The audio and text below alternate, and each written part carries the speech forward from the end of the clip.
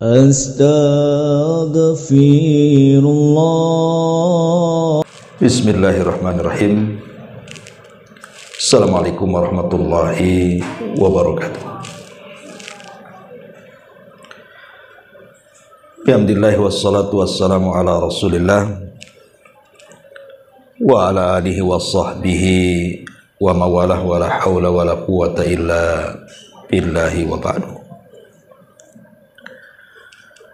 Alhamdulillah, segala puja dan puji hanya milik Allah subhanahu wa ta'ala.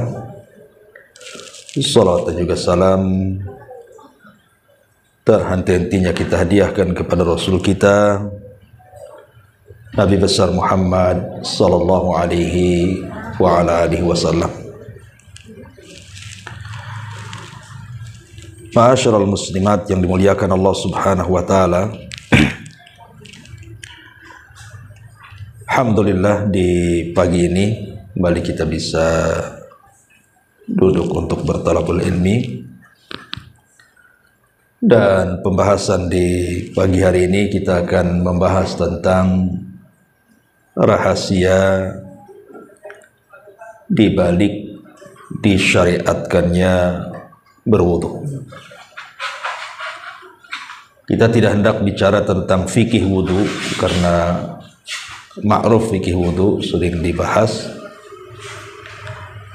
Kita hanya ingin mengupas tentang syariat wudu itu dari segi yang lain, manfaat daripada wudu dari segi jasmani dan juga rohani, karena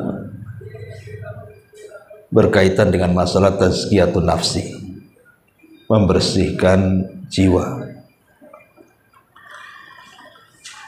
Ma'asyiral muslimat yang dimuliakan Allah azza wa jalla, ada yang mengatakan bahwa wudu itu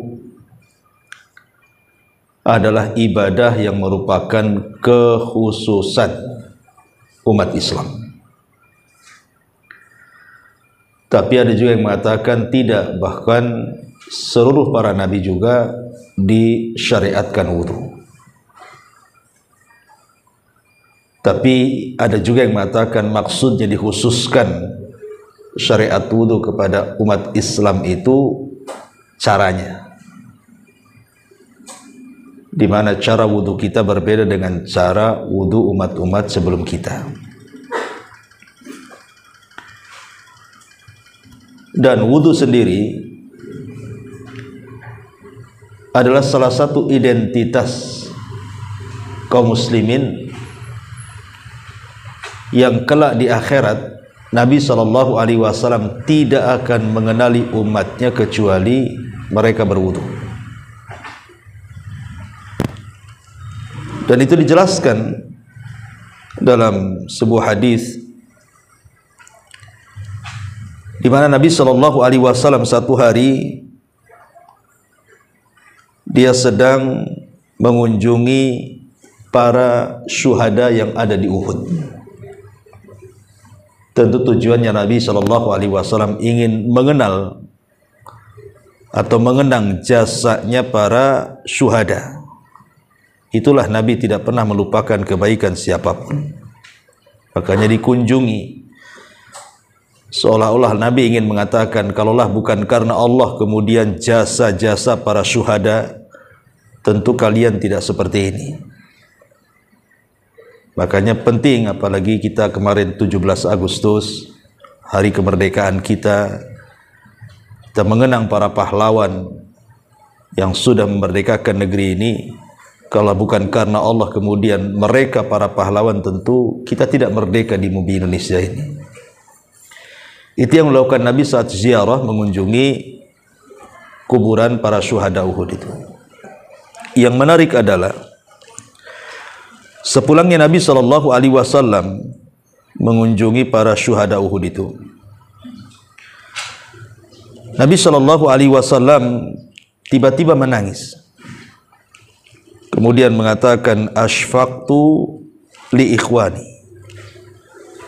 aku rindu ingin berjumpa dengan teman-temanku. Sahabat heran, karena di sekeliling Rasul adalah teman-teman Rasul, para sahabat. Makanya sahabat mengatakan, awalasna ikhwanuka ya Rasulullah. Rasul, bukankah kami teman-temanmu, ada di sekitar kamu? Maka Nabi SAW mengatakan, kalian bukan teman-temanku, kata Rasul. Lastum ikhwani, kalian bukan teman-temanku, akan tapi kalianlah ashabi, sahabat-sahabatku. Adapun teman-temanku, kata Nabi SAW, kaumun yu'minuna bi walam yarawni, sebuah kaum yang mereka beriman kepadaku tapi tidak pernah melihatku. Kemudian sahabat Nabi SAW bertanya, bagaimana kau bisa mengenali mereka, wahai Rasul? Maka Nabi SAW mengatakan, bala fa innahum ya'tuna yawmal qiyamati ghurran muhajjalina min atharil wudu wa ana faratuhum alal haudi. Tentu aku bisa mengenali mereka, kata Rasul, dari bekas-bekas wudu mereka. Ghurran muhajjalin, ghurran itu artinya cahaya yang ada di kepala. Muhajjalin, tahjil itu artinya cahaya dari ujung-ujung anggota wudu selain kepala, tangan, kaki. Jadi nanti pada hari kiamat Nabi SAW mengenali kita itu dari bekas-bekas wudu kita, karena anggota wudu kita itu akan bercahaya nanti pada hari kiamat. Dengan itulah Nabi SAW mengenali kita. Maknanya kalau kita tidak pernah berwudu, macam mana Rasul akan kenal umatnya? Makanya wudu itu identitas. Kalau kita mengaku umat Rasul, umat Muhammad SAW, maka kita harus senantiasa menjaga wudu. Makanya ada hadis yang mengatakan, la yuhafid 'alal wudu illal mu'min. Tidak mungkin orang itu menjaga wudunya kecuali dia seorang mukmin. Kalau selain mukmin tidak mungkin menjaga wudu. Hanya orang yang berimanlah yang menjaga wudu, karena tahu wudu itu identitas masalahnya. Ma'asyiral muslimat yang dimuliakan Allah Subhanahu wa taala. Bahkan lebih daripada itu, kita cerita tentang keutamaannya dulu, Bu, ya. Baru kita nanti akan ceritakan faedah-faedahnya. Di antara keutamaan wudu itu yang pertama, Bu, sebab mendapatkan kecintaan Allah. Kalau kita ingin mendapatkan kecintaan Allah Subhanahu wa taala, maka jagalah wudu. Karena perkara itu bukan bagaimana caranya kita mencintai, tapi bagaimana caranya kita dicintai. Kalau mencintai, belum tentu yang kita cintai cinta pula sama kita. Tapi kalau sudah dicintai, barang tentu kita bisa membalas cintanya. Bagaimana caranya kita meraih kecintaan Allah Subhanahu wa taala? Ya menjaga wudu tadi. Makanya Allah Subhanahu wa taala berfirman dalam surah Al-Baqarah 222, innallaha yuhibbut tawwabin. Allah itu senang, cinta, suka dengan orang-orang yang melakukan tobat, wa yuhibbul mutatahhirin, dan juga cinta dan suka dengan orang-orang yang menjaga kebersihan, termasuk wudu di dalamnya. Ini yang pertama. Yang kedua, sebab mendapatkan surga Allah Subhanahu wa taala. Sebab mendapatkan surga Allah Subhanahu wa taala. Disebutkan dalam hadis Uqbah ibn Amir radhiyallahu an. Uqbah ibn Amir radhiyallahu an. Nabi sallallahu alaihi wasallam mengatakan, "Ma min muslim yatawadda fayuhsinu wudu'ahu thumma yaqumu fayusalli rak'ataini muqbilan 'alaihima biqalbihi wa wajhihi illa wajabat lahul jannah." Barang siapa atau tidaklah seorang muslim berwudu, dan dia memperbaiki wudunya, nggak asal-asalan wudunya itu, betul-betul dia memperbaiki wudunya. Kemudian dia salat dan dia hadapkan hati dan wajahnya kepada Allah Azza wa Jal, kata Rasul, illa wajabat lahul jannah, kecuali wajib Allah masukkan ia ke dalam surga. Menunjukkan bahwa wudu itu adalah penyebab kita masuk ke dalam surga. Kemudian yang ketiga, raf'u darajat, penyebab kita diangkat derajatnya di sisi Allah Subhanahu wa taala. Makanya hadis Abi Hurairah radhiyallahu an, Nabi sallallahu alaihi wasallam mengatakan, ala adullukum ala ma yamhullahu bihil khataya wa yarfa'u bihi darajat. Qalu bala ya Rasulullah. Qala isbaghil wudu 'ala al-makari wa kathratil khuta ilal masajid wa intidarus salati ba'da salah. Kata Nabi sallallahu alaihi wasallam, maukah ku tunjukkan kepada kalian apa-apa yang bisa menghapuskan kesalahan kalian dan mengangkat derajat kalian di sisi Allah? Sahabat mengatakan, tentu ya Rasul, apa itu yang bisa menghapuskan dosa dan mengangkat derajat itu? Maka Rasul mengatakan, sempurnakan wudumu ketika kau benci melakukannya. Boleh jadi mungkin cuacanya lagi dingin, kita malas wudu, kata Rasul, sempurnakan wudumu walaupun kau benci untuk melakukannya. Kemudian biasakan melangkahkan ke masjid dan menunggu solat setelah solat. Dari sini menunjukkan bahwa di antara sebab diangkatnya derajat kita adalah berwudu. Kemudian yang keempat, dan ini yang luar biasa, adalah di mana wudu ini penyebab kita akan memasuki telaga Nabi sallallahu alaihi wasallam. Ingat, setiap nabi itu dianugerahi telaga. Setiap nabi itu dianugerahi telaga. Dan telaga ini kelak di akhirat itu menentukan seseorang haus dan tidaknya ketika berdiri di tengah-tengah padang mahsyar yang matahari diletakkan 1 mil di atas kepala dengan keringat bercucuran. Karena siapa yang minum dari telaga itu, lam yadma abada, tidak mungkin haus selamanya. Lah orang-orang yang berwudu itu, mereka ada kesempatan minum dari telaga Nabi sallallahu alaihi wasallam.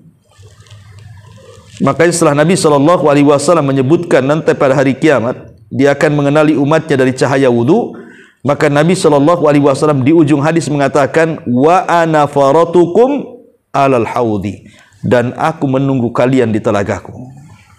Subhanallah. Maka berwudu ini penting, walaupun hanya dalam rangka memperbaharui saja. Pamannya ibu masih belum batal sih, pamannya duhur, ibu sudah wudu, belum batal sampai asar. Apa salahnya memperbaharui wudu? Kan ada baiknya juga.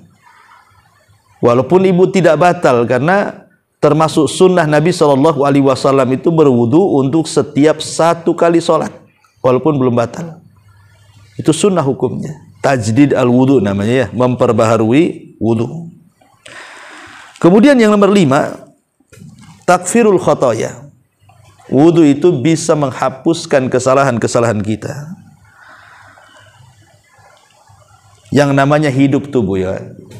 Saya, ibu, siapapun bu, kita ini banyak melakukan dosa kan, entah dosa lisan kita, entah dosa hidung kita, entah dosa mata kita, entah dosa tangan kita, entah dosa kaki kita, kita tidak tahu.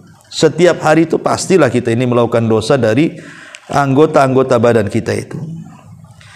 Tetapi Nabi sallallahu alaihi wasallam kemudian mengajarkan kepada kita, setiap kita berwudu itu akan merontokkan setiap kesalahan. Jadi kalau kita membasuh tangan, maka kesalahan yang di tangan akan luntur. Apabila membasuh wajah, maka kesalahan yang ada di wajah termasuk ya mulut, hidung, kemudian mata di wajah itu juga akan gugur kesalahannya. Kemudian termasuk juga di kepala, ketika kita mengusap kepala akan gugur kesalahan yang ada di kepala. Termasuk juga saat mencuci kaki akan gugur kesalahan yang ada di kaki. Dan ini luar biasa. Ya, bisa menggugurkan banyak kesalahan setiap harinya. Karena setiap harinya juga kita juga banyak melakukan dosa kan, Bu. Maka dengan sering berwudu, maka kesalahan itu bisalah kita kemudian buang sedikit demi sedikit. Kita gugurkan dengan cara berwudu. Nabi sallallahu alaihi wasallam mengatakan dalam sebuah hadis, man tatahhara fi baitihi thumma masya ila baitin min buyutillah liyaqdiya faridatan min faraidillah kanat khutuwatahu ahadahuma takhuttu khati'atan wal ukhra tarfa'u darajatan. Barang siapa yang sudah berwudu di rumahnya, kemudian dia berangkat ke masjid untuk melaksanakan solat wajib, maka setiap langkah-langkahnya akan menghapuskan kesalahan dan yang lainnya mengangkat derajat. Dan dalam hadis yang lain, man tawadda'a nahwa wudu'i hadha thumma shalla rak'ataini la yuhadditsu fihi ma nafsahu ghafarallahu lahu ma taqaddama min dhanbi. Barang siapa yang berwudu seperti wuduku ini, kemudian solat 2 rakaat, dia tidak bicara dari wudu ke solat itu kecuali Allah akan ampuni dosa-dosanya.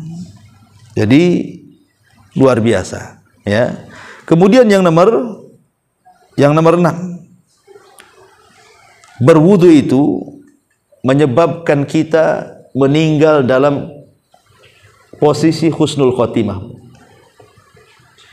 Kalau Allah subhanahu wa ta'ala takdirkan ibu tidur malam, kemudian pagi tak bangun lagi, alias mati, maka ibu itu meninggal di atas fitrah.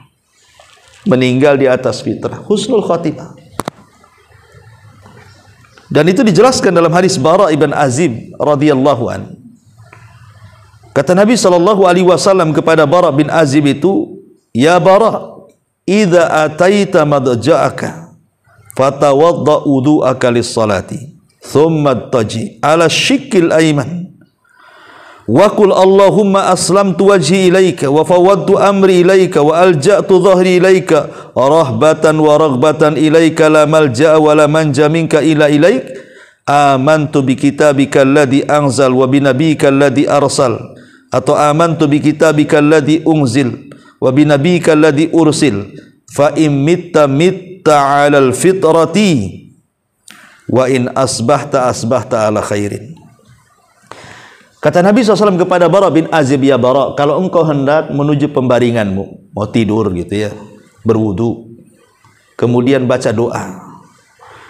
Kalau seandainya engkau nanti bangun di pagi hari, maka bangun di atas kebaikan. Tapi kalau Allah takdirkan kau mati, mata ala fitratin, engkau mati di atas fitrah, artinya mati di atas Islam. Dan Allah mengatakan, fala tamutunna illa wa antum muslimun, janganlah kau mati kecuali kau dalam keadaan muslim. Bahkan Nabi Yusuf alaihi salam sampai berdoa, tawaffani musliman wa alhiqni bis salihin, ya Allah wafatkan aku dalam kondisi muslim dan libatkan aku bersama orang-orang baik. Jadi kalau seandainya Allah takdirkan kita ini tidur kemudian tak bangun lagi paginya, Bu, insyaallah mudah-mudahan kita mati di atas fitrah. Makanya sebagian ulama mengatakan, Bu, sebenarnya seseorang itu meninggal ketika di pagi hari kita meninggal, apakah dia su'ul khotimah atau husnul khotimah itu gampang sebenarnya nilainya. Cara lihatnya itu maksudnya. Apa lihatnya? Lihat kelakuan sebelum tidurnya, Bu. Kalau sebelum tidurnya dia banyak melakukan ibadah, salah satunya wudu, kemudian Allah takdirkan dia mati, insya Allah itu husnul khotimah. Tapi kalau sebelum tidurnya ibu maksiat kepada Allah Azza wa Jal, bermaksiat kepada Allah, sebelum tidurnya ibu malah pegang handphone, begibah pula di handphone, ataupun kemudian kelayapan ke sana kemari, tidak jelas yang dituju, atau jelas-jelas maksiat kepada Allah Azza wa Jal, kemudian tidur, kemudian tak bangun lagi, dipastikan sul khotimah tuh orang kayak gitu tuh. Makanya wudu sebelum tidur itu penting, karena itu menentukan bangunnya kita itu dan juga matinya kita. Kalau seandainya Allah bangunkan, berarti bangun di atas kebaikan, Bu.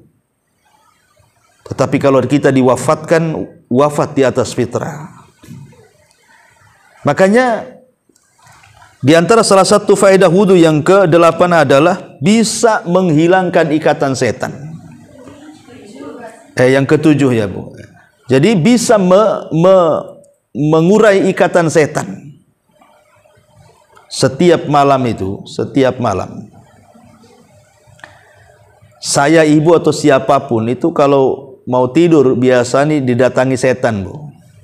Cuman tak nampak setannya. Kalau nampak tak bisa tidur, Ibu. Ya.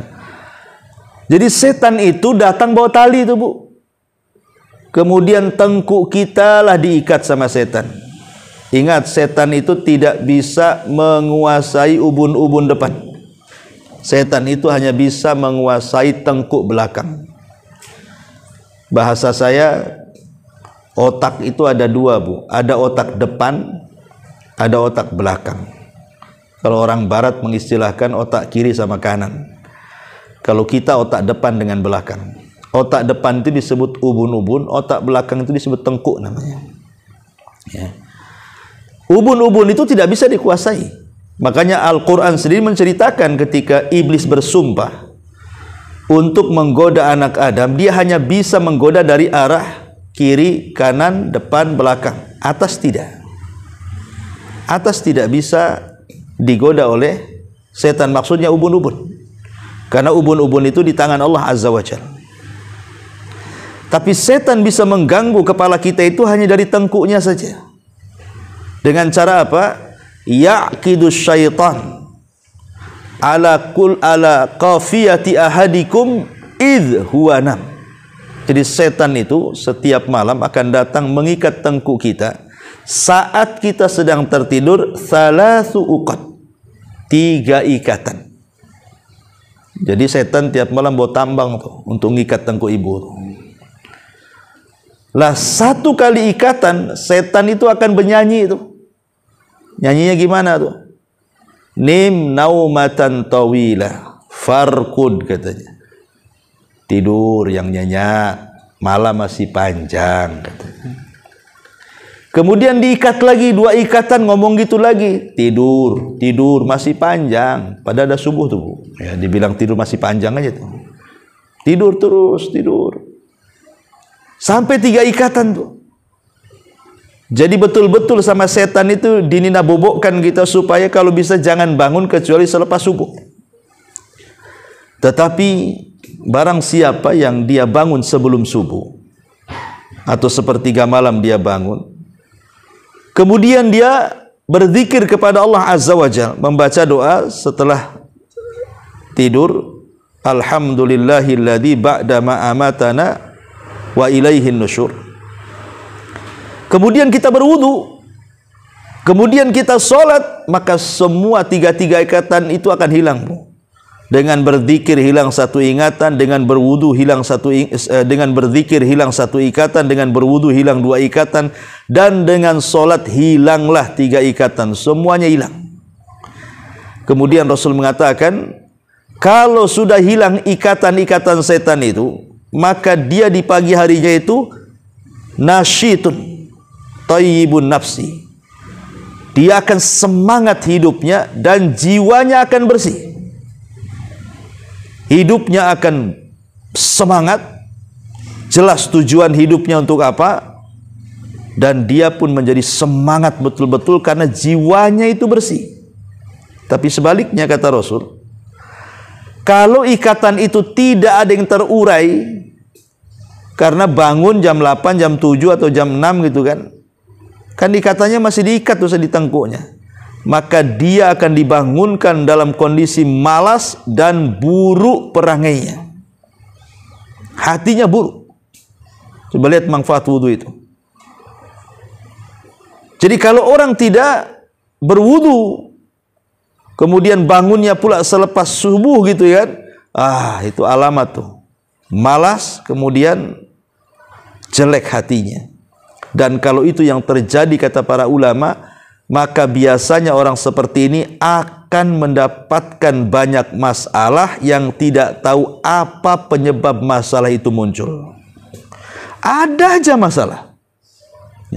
Masalah ini belum kelar, datang pula masalah yang lain. Masalah yang lain belum datang pula, akhirnya bertumpuk-tumpuk tuh masalah itu. Akhirnya dia malas, tidak berani menghadapi, tidak berani menyelesaikan, karena jiwanya jelek.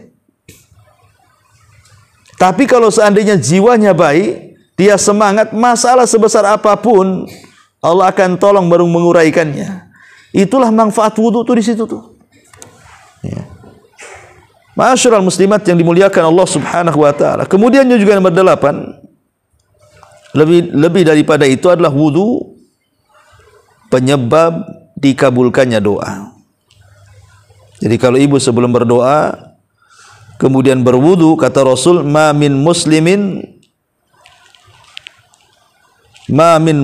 kata Nabi sallallahu alaihi wasallam, yabitu ala dzikrin tahiran fayata'aru minal laili fayas'alullaha khairan minat dunya wal akhirah illa a'tahu iyyahu, kata Rasul. Barang siapa seorang mukmin, dia tidur malam kemudian dalam kondisi bersih, artinya dalam kondisi berwudu, kemudian tengah malam dia bangun dan meminta sesuatu kepada Allah, kecuali Allah akan berikan semua permintaannya. Hadis dikeluarkan Abu Dawud. Lihat bagaimana keutamaan wudu begitu dahsyatnya dijelaskan oleh hadis-hadis Nabi sallallahu alaihi wa ala alihi wasallam. Ma'asyiral muslimat yang dimuliakan Allah Subhanahu wa taala. Kemudian apa lagi? Bahwa yang nomor 9, ya, wudu ini dijelaskan al-wudu nisful iman. Wudu itu separuh daripada keimanan. Dan itu disebutkan dalam hadis Abi Malik al-Ash'ari radhiyallahu an, Rasul mengatakan at-tuhuru syatrul iman, bahwa kebersihan itu separuh dari keimanan. Separuh keimanan, artinya iman itulah yang bisa menjaga kehidupan kita. Kita ini tidak melakukan maksiat itu karena ada iman. Karena orang bermaksiat itu hilang imannya. Sehingga kalau seandainya kita berwudu, minimalnya menjaga keimanan separuh kita itu, dan tidak sampai hilang total gitu ya. Dan yang terakhir tentunya wudu sendiri adalah dalam rangka al-iqtida. Iqtida itu artinya mencontoh Nabi sallallahu alaihi wasallam. Inilah di antara fadilah wudu. Taib. Kita masuk kepada manfaat wudu. Ma'asyiral muslimat yang dimuliakan Allah Subhanahu wa taala. Kita tahu bahwa ketika ibu berwudu, saya atau siapapun ketika berwudu kan di antara yang dibasuh itu adalah tangan, kepala, kedua telinga, kaki, kan itu anggota-anggota wudu kan itu. Manfaatnya apa sebenarnya? Manfaatnya itu loh, apa membasuh-basuh itu. Kita ambil manfaat di akhirat dulu.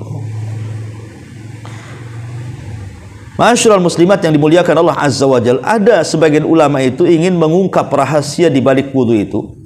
Di antara manfaat di akhiratnya adalah ketika ibu ini mencuci kedua tangan atau mencuci tangan lah sebelah kanan gitu ya, ketika berwudu ibu mencuci sebelah tangan yang kanan dulu baru kiri kan, seolah-olah dia ingin mengatakan kepada Allah Azza wa Jalla, ya Rabb, semoga nanti kelak pada hari kiamat ketika catatan-catatan amal itu diterbangkan, aku bisa mengambil dengan tangan kananku ini, sehingga dengan itulah aku mendapatkan hisab yang mudah. Lah ketika kita membasuh tangan kiri pun juga sama, semoga Kita terhindar dari mengambil catatan itu dengan tangan kiri. Semoga dengan itu kita tidak mendapatkan hisab yang sulit. Ini diantara faedah membasuh tangan. Kemudian ketika kita membasuh kepala, seolah-olah kita mengatakan kepada Allah, ya Allah, haramkan kepalaku dari api neraka, dan jagalah isi kepalaku. Jadi ketika membasuh kepala, seolah kita meminta kepada Allah agar kepala kita ini dihindarkan dari api neraka dan dijaga isi kepala kita ini, supaya tidak terkena banyak syubhat yang akhirnya menyesatkan kita. Begitu juga ketika kita mencuci telinga, kita meminta kepada Allah agar telinga kita itu tidak membiasakan mendengarkan kecuali yang baik-baik. Begitu juga ketika kita berkumur-kumur, kita meminta kepada Allah mudah-mudahan lisan ini tidak mengucapkan kecuali kalimat yang baik. Begitu juga ketika kita mencuci kaki, kita berharap bahwa kaki yang kita cuci ini betul-betul ditetapkan ketika melangkah di titian Shiratal Mustaqim. Itu rahasia manfaat wudu yang tersembunyi kan untuk kelak hari kiamat. Adapun manfaat dari segi kesehatan sudah jelas lah kan Bu, ya, ditinjau dari apapun, dari medis, kedokteran, wudu ini luar biasa. Sebelum ada kita ini diperintahkan ataupun dianjurkan kemarin waktu corona kan Bu, kita disuruh mencuci tangan. Islam loh sudah 14 abad yang silam loh menyuruh kita untuk mencuci tangan. Saat berwudu bahkan 5 kali sehari kita mencuci tangan itu. Kemudian juga kalau kita juga melihat secara medis, konon katanya kan banyak bakteri-bakteri yang ada di mulut kita ini. Kalau kita kemudian berkumur-kumur, makanya kenapa berkumur-kumur itu dengan cara madmadah Bu? Madmadah itu kan bukan hanya memasukkan air ke mulut kemudian ditumpahkan lagi, tidak. Tetapi betul-betul dimadmad, dikumur-kumur atau digerak-gerakkan supaya air itu menyentuh langit-langit lisan atas, bawah, kemudian kotoran-kotoran gigi itu supaya keluar kan Bu. Ya karena manfaatnya tadi.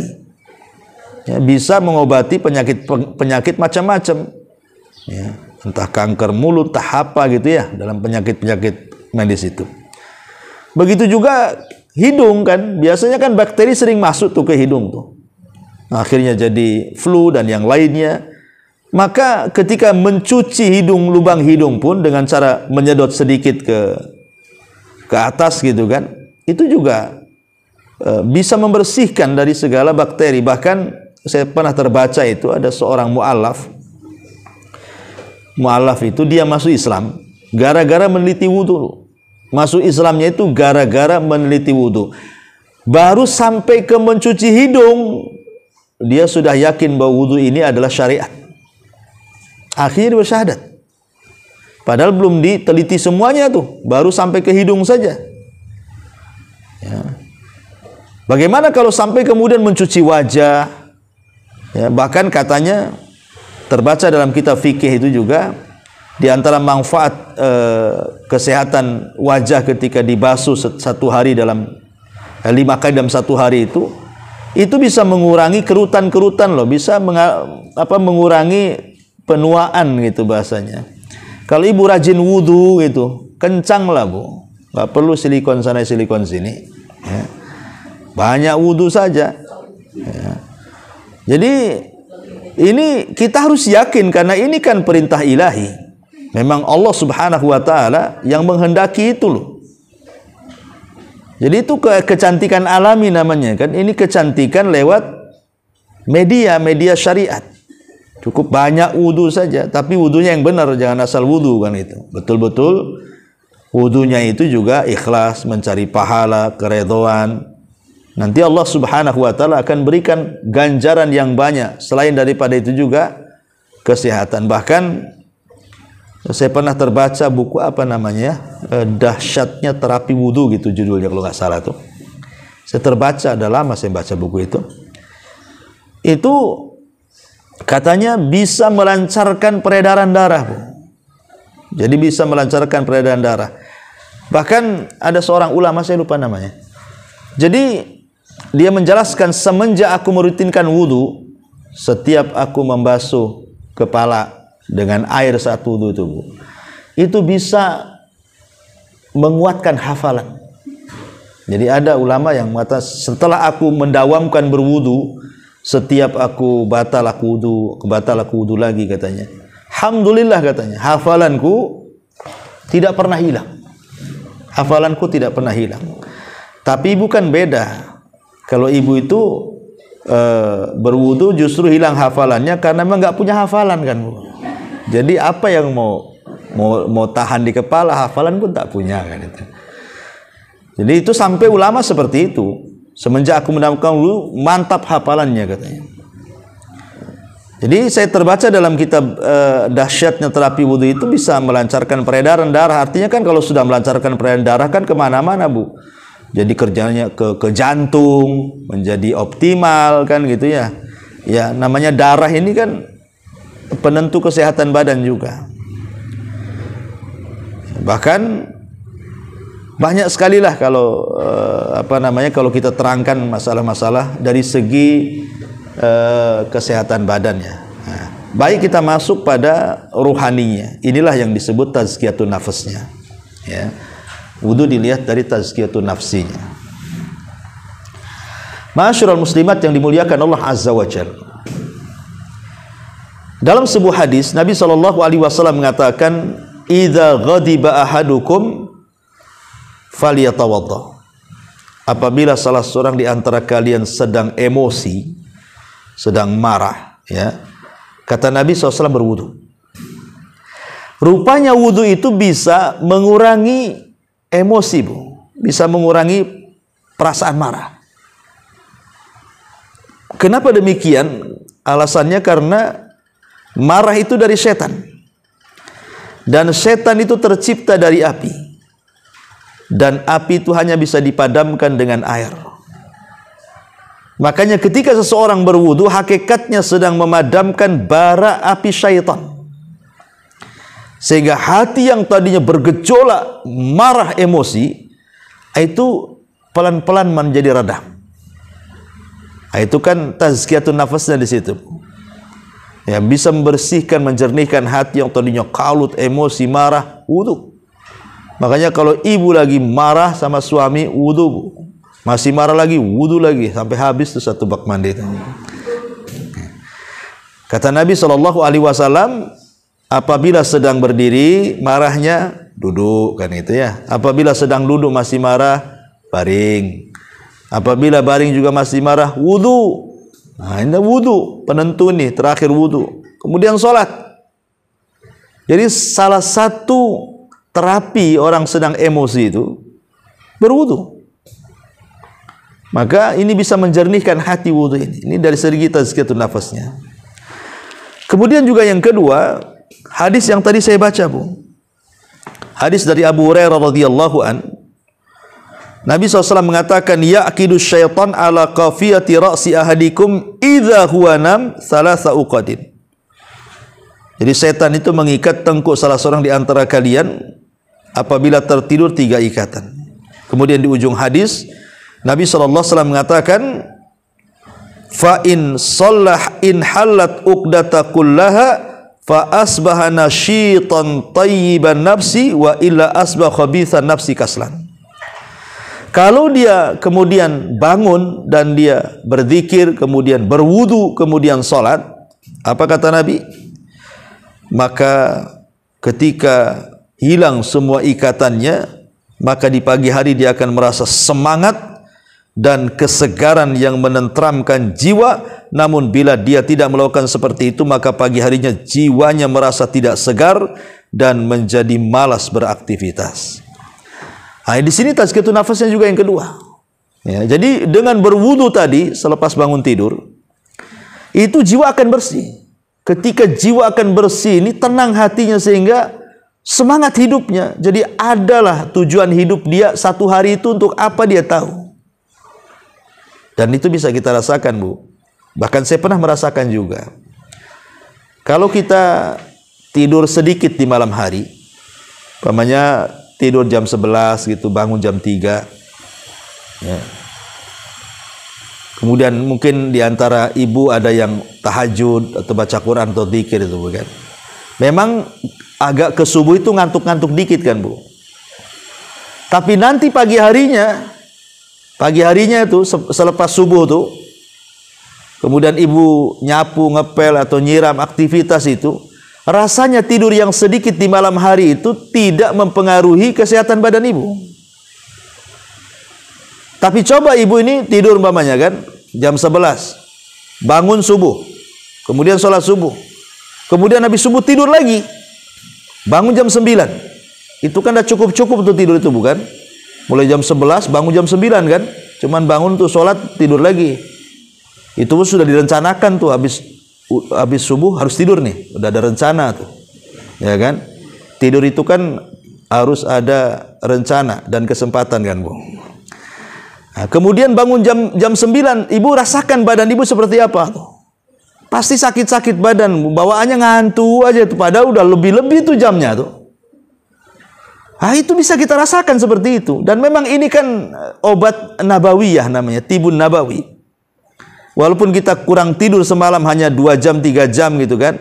Tapi kita berhasil melepaskan ikatan-ikatan setan itu. Kemudian kita bangun di pagi hari, rasanya semangat aja hidup tuh. Ya paling nanti ngantuk-ngantuknya kalau udah dekat-dekat duhur gitu kan. Nah, itulah di situ ada kailulah, sunnah tidur siang. Ya. Jadi nomor 2, dari segi tazkiyatun nafasnya wudu ini bisa menjernihkan hati, memberikan semangat hidup sehingga tidak malas. Dan tadi saya katakan, sebagian ulama mengatakan bahwa dia akan mampu mengurai banyak masalah pada hari itu. Dia akan bisa mengurai banyak masalah walaupun banyak masalah hari itu. Dengan cara tadi mengikat uraian setan. Karena kalau hati tenang, enak kita menghadapi masalah. Tapi kalau hati itu ruwet, riweuh, itu sulit menghadapi masalah. Ya. Ma'asyiral muslimat yang dimuliakan Allah Azza wa Jalla. Bahkan ada hadis Nabi SAW mengatakan ketika kita memakan daging unta.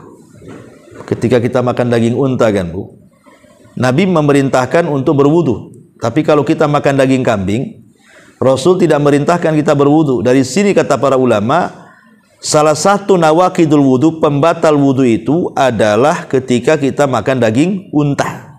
Dan tidak batal wudunya kalau kita makan daging kambing. Apa alasannya? Karena unta itu tabiatnya tercipta dari setan. Unta itu tabiatnya tercipta dari setan. Sehingga bawaannya panas, ya kan? Bawaannya, ya tahulah setan bawa ibu kemana kan itu. Nah, dengan kemudian berwudu setelah makan daging unta, di situ manfaatnya apa?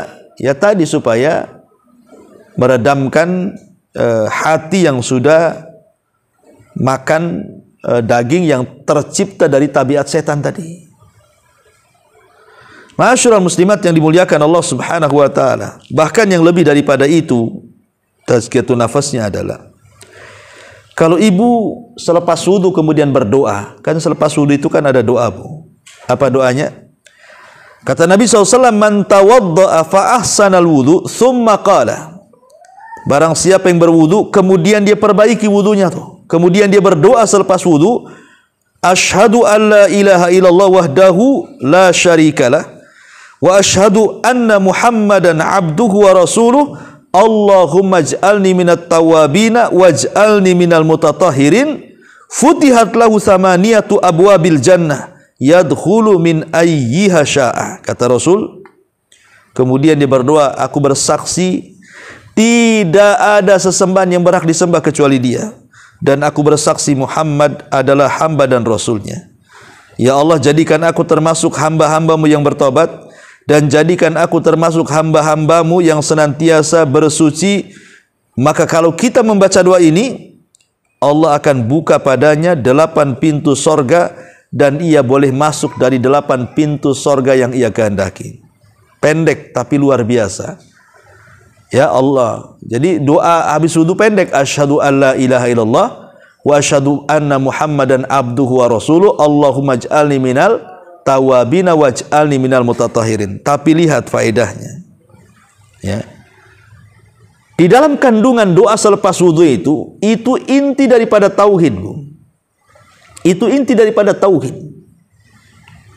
Kalau wudu saya katakan tadi lebih ke porsinya membersihkan badan. Ya, lebih porsinya itu membersihkan badan ya, Bu ya. Umpamanya penyakit mulut, penyakit yang ada di muka, yang ada di kepala, yang ada di tangan, yang ada di kaki, kemudian bisa melancarkan darah, macam-macam lah penyakit bisa diobati dengan wudu itu. Artinya lebih ke badan.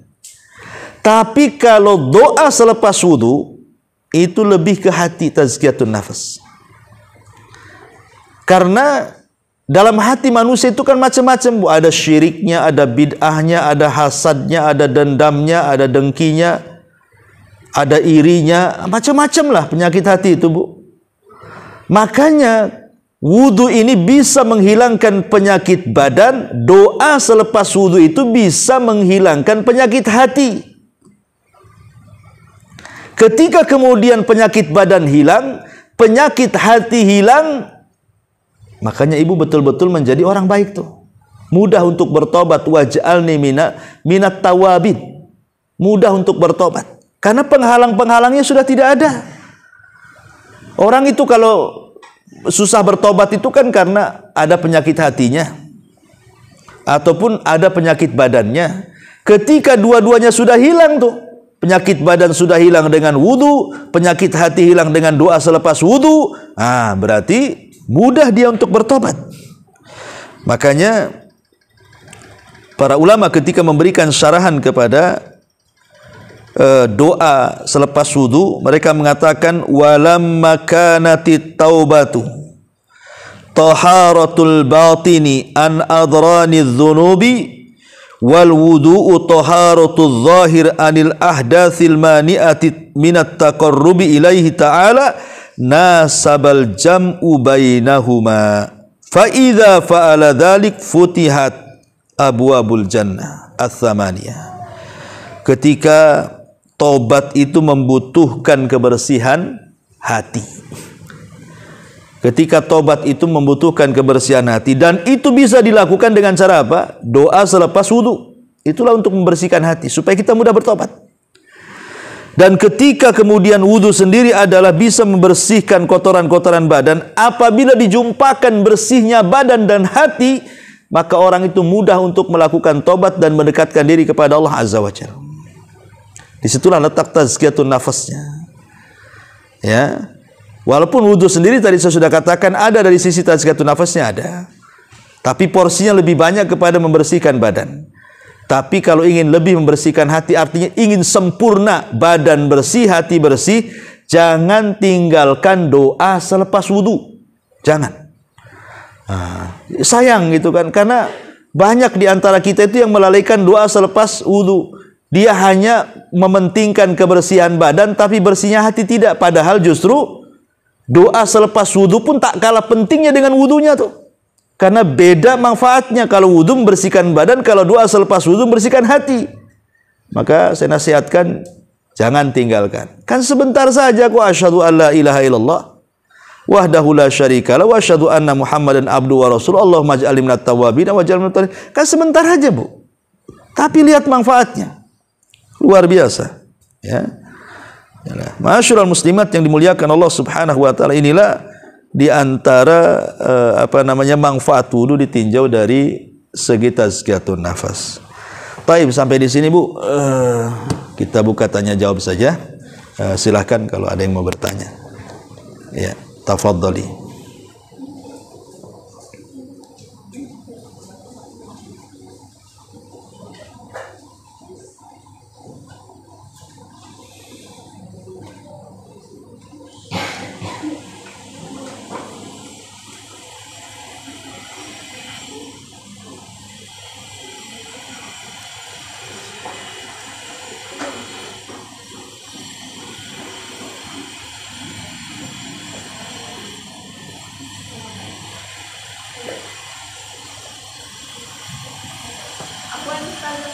Iya.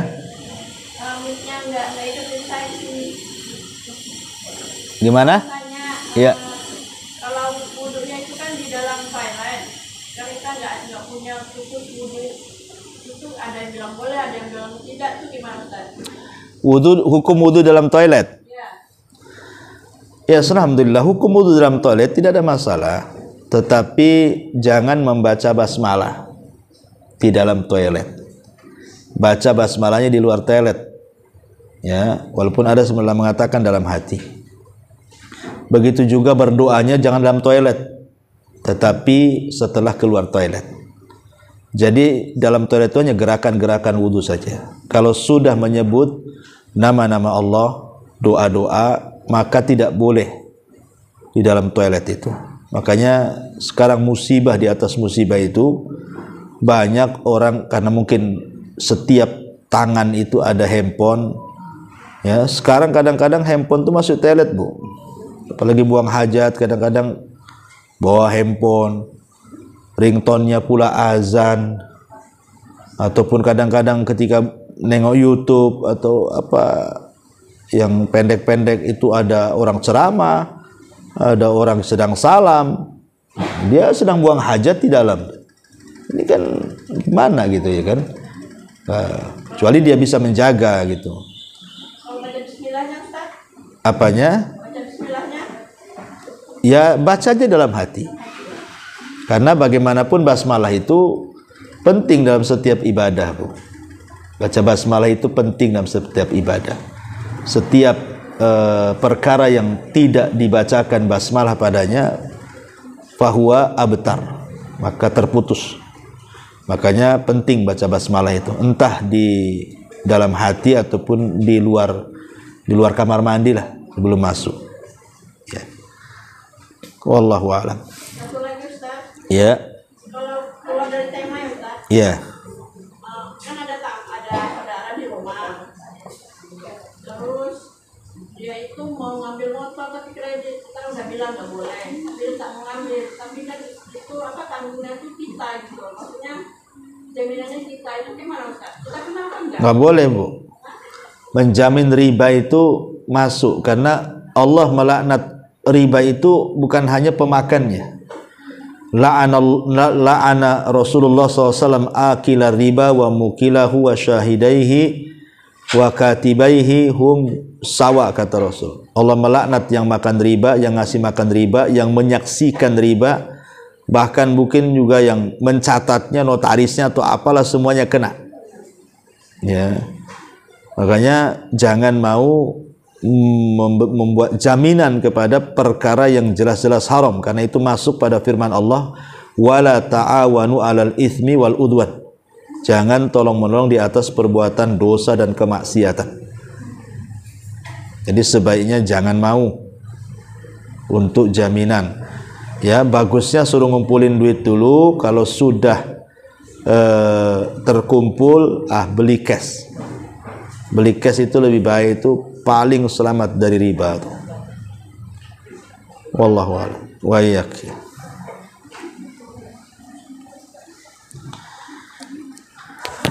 Iya.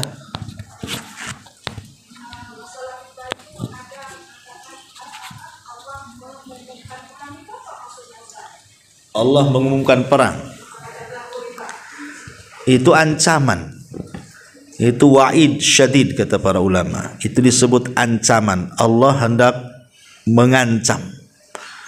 Kalau engkau tidak berhenti dari riba, fa'dhanu biharbin minallahi wa rasulih, maka itu sama saja engkau mengajak perang dengan Allah, dan tidak ada yang sanggup melawan Allah. Itu ancaman, menunjukkan bahwa dosa itu dosa besar, karena ciri-ciri dosa besar itu kalau ada ancaman. Setiap dosa yang ada ancamannya dipastikan dosa besar. Jadi Allah mengancam. Siapa yang bisa menang lawan Allah? Ya. Dan serendah-rendahnya dosa riba itu seperti menggauli ibunya sendiri. Dosanya itu. Bahkan 1 dirham uang riba itu lebih besar dosanya dibandingkan 36 kali berzina. Dalam hadis yang sahih seperti itu. Jadi mengeri riba itu. Bahkan nanti pada hari kiamat, kalau dia dibangkitkan, dia seperti orang kesurupan. Seperti orang kesurupan, gak bisa berdiri, Bu. Pada hari kiamat tuh tidak bisa berdiri dia. Taulah orang kesurupan kan guling sana guling sini. Orang pemakan riba itu nanti kalau dibangkitkan seperti itu, naudzubillah. Seperti kesurupan. Makanya Allah mengatakan alladzina ya'kuluna riba la yakumuna illa kama yakumul ladzi yatakhabbathu syaitanu minal mas. Para pemakan riba di dunia itu mereka tidak akan berdiri kecuali seperti orang yang kesurupan setan. Nah, itu kan ngeri, ya. Jadi sebisa mungkin lah. Ya memang kita tidak bisa menghilangkan riba 100% dalam kehidupan kita, karena memang riba sendiri kan sudah melingkari kita. Tidak ada di antara kita kecuali pasti ada uang di bank.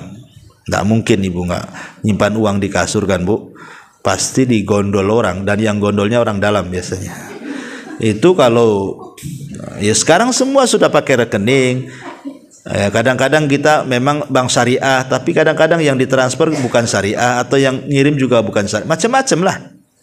Tapi yang namanya sebuah kemungkaran kalau tidak bisa dihilangkan 100%, minimal dikurangi lah. Ya jangan terlalu dalam gitu. Apalagi riba sendiri sekarang memang hampir semua ya dikepung oleh riba itu. Sampai riba itu ke pagar-pagar rumah sudah riba bu. Sampai ke pohon mangga ada riba. Coba saja bu, nanti ada pengumuman silahkan pinjam dengan buka sekian, cetek taruh di pagar ibu.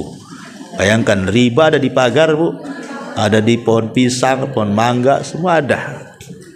Gitu. Jadi makanya riba ini udah di mana-mana nih masalahnya. Susah kita mau keluar riba tuh. Ya kita berdoa saja lah, mudah-mudahan tidak terlibat. Kalaupun harus terlibat ya jangan sampai kemudian terlibat. Tapi kalau kita memang tidak terpaksa sama sekali ya janganlah sampai tadi membeli rumah atau membeli kendaraan gitu ya. Lebih baik ngontrak, lebih berkah daripada ngeredit tapi nyusahin daripada kena riba. Itu susah bu, hidupnya susah kena riba. Wallahu a'lam. Ya.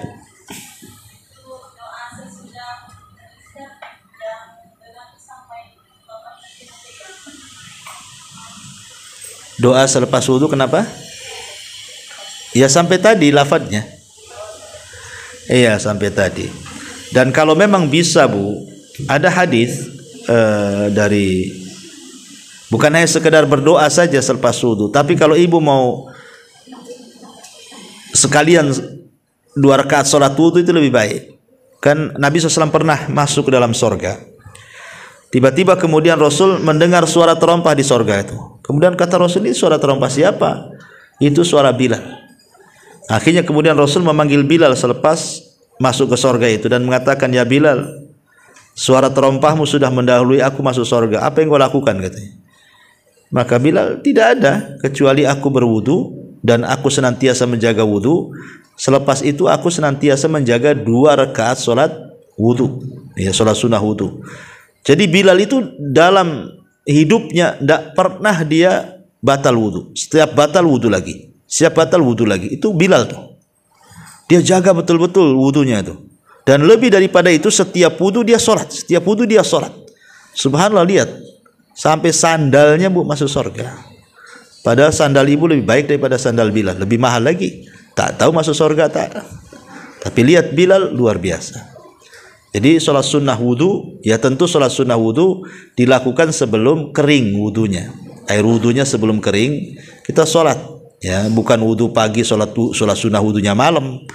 Ya, jadi ya wudu langsung sholat. Itu lebih baik lagi. Jadi keutamanya banyak kan.